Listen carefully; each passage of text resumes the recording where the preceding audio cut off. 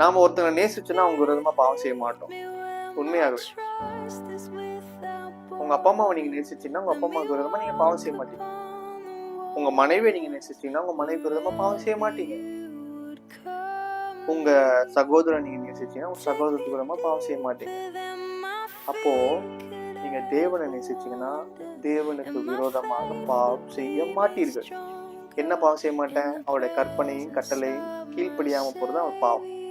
நான் அப்ப என்ன பண்ணிட்டு இருக்கேன்? இப்போ பாவம் செய்து கொண்டிருக்கேன். நான் தேவனை நேசிக்காம இருக்கேன்.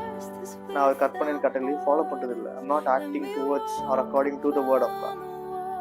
நடக்கிறதுனால பாவம் செஞ்சு கொண்டிருக்க பிரியமானவர்களே, இதை நாம் யோசிக்க வேண்டும்.